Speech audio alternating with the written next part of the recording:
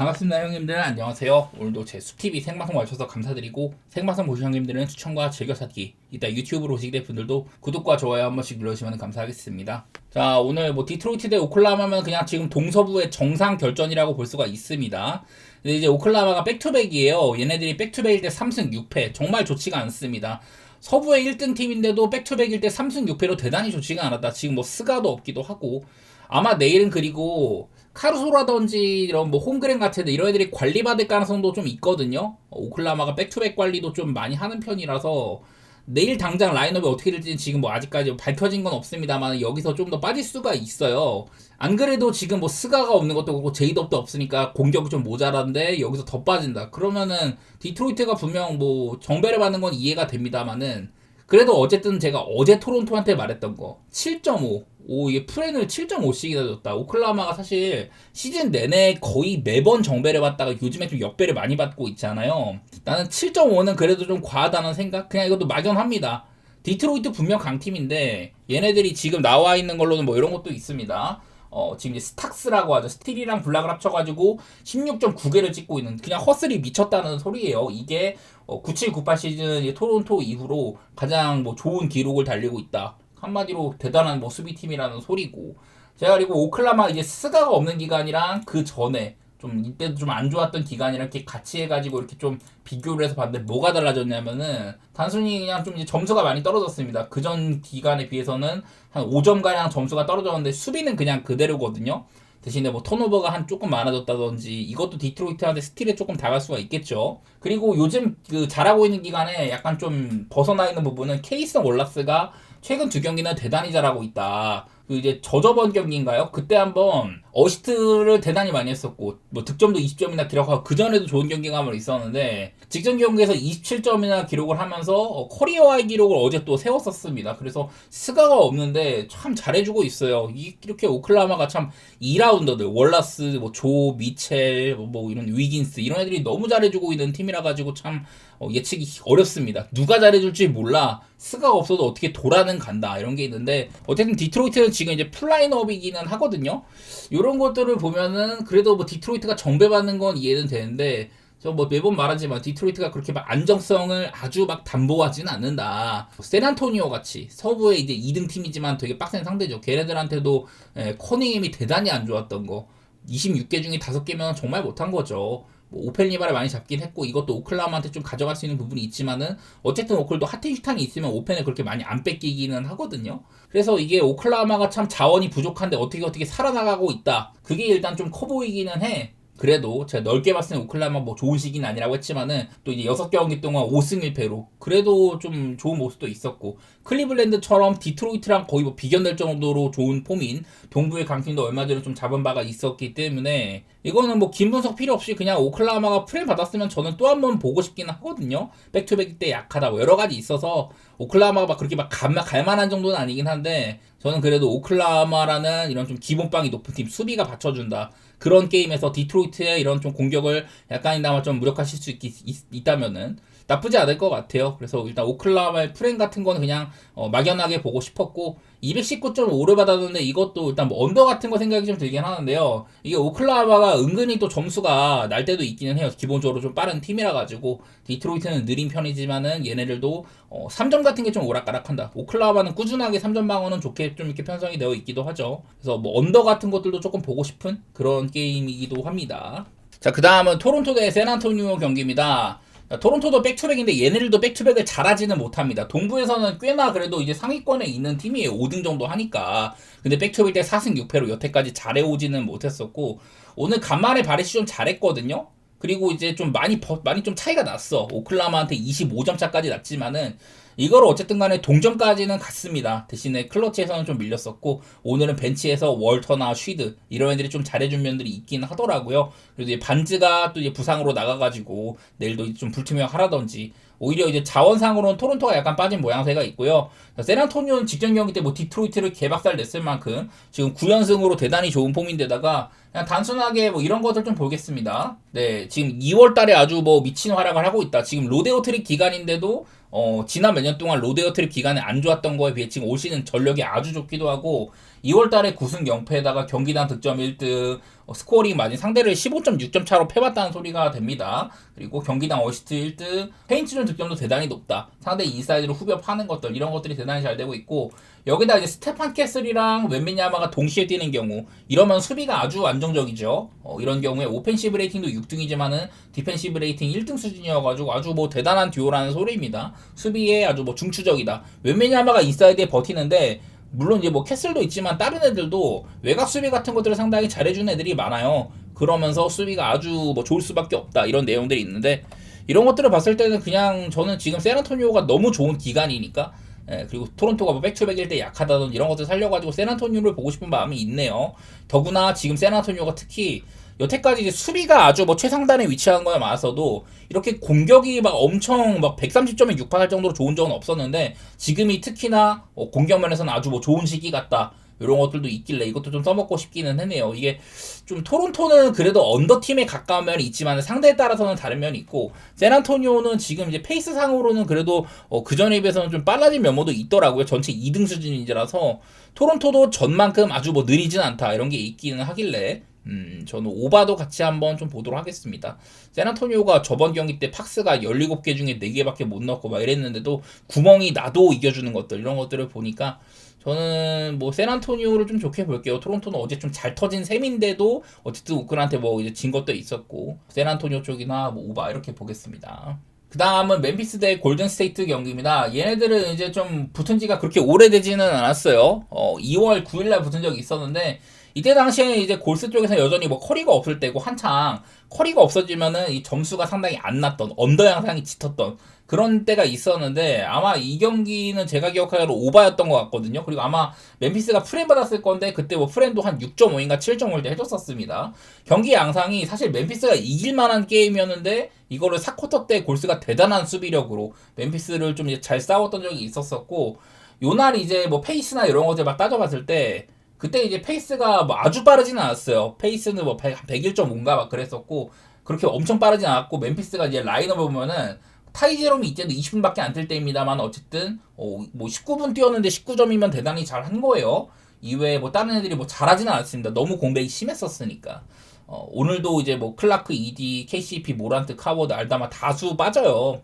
그거는 맞는데, 이때 당시에도 둘 다 이제 턴오버가 대단히 많았습니다. 빠른 템포 치고 많은 공격 기회가 오갈만 했었는데, 턴오버가 각각 16개랑 23개, 한 39번의 공격이 그냥 무산됐다는 소리거든요. 슛으로 안 이어지고, 자유투도 아주 많지도 않았었고, 그런 게임이었는데도 이때도 이제 좀 기준점이 낮은 편이었고, 내일도 230이 안 되잖아요. 좀 그러면 일단은 멤피스 경기는 오버보기가 괜찮다고 생각을 하고요. 그리고 골스도 지금 느리지가 않습니다. 페이스상으로는 꽤나 빠르게 지키고 있습니다. 커리가 없을 때도 요즘에는 그렇게 언더보단 차라리 오히려 오바가 나은 이런 것들이 있는데, 이제 어제 경기 이제 골스는 뉴올이랑도 페이스가 106.5였어요. 대단히 빠른 게임이었었고, 서로 간에 이제 그 상대의 좀 속도를 늦출 수 있는 오펜시브 리바운드나 좀 이제 공격을 날려먹은 턴오버가 대단히 많았지만은 양팀이 198번이나 주고 받았거든요. 맨피는 뉴올보다도 더 대놓고 빠른 팀이니까 저는 그런 거 생각해가지고 오바를 보고 싶은 마음은 좀 있기는 합니다. 현재로서는 그래도 골스가 조금 더 승패 방향으로는 안정적인 선택지라는 생각이 있는데, 저는 승패보다는 그냥 차라리 오바 쪽으로 보는 게 낫지 않을까?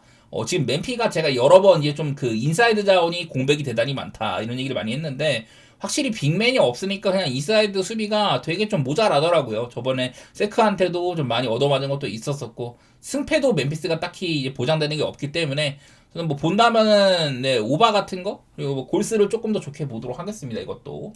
또 이제 GG 잭슨 같은 애들이 4번으로 올라와 있는데, GG 잭슨도 최근에 폼이 나쁘지 않아요. 이게 아마 최근에 한 경기 정도는 빠졌을 수가 있는데, 그래도 한 8경기 동안 4번 옵션으로서 꽤나 뭐 잘해주고 있다, 이런 것들도 있기도 하고, 여기다 뭐 제롬도 있고 웨스도 좋은 날이 있고요. 그리고 멤피스는 벤치 역시 이런 휠 오펜스, 이런 좀 멤피스 특유의 좀 빠른 농구, 그런 것들 통해 가지고 챙겨가는 것도 덜어 있기 때문에, 야투가 너무 세기가 아니라면은, 지난번 경기도 둘이 3점이 많이 좀 안 터진 편이었었거든요.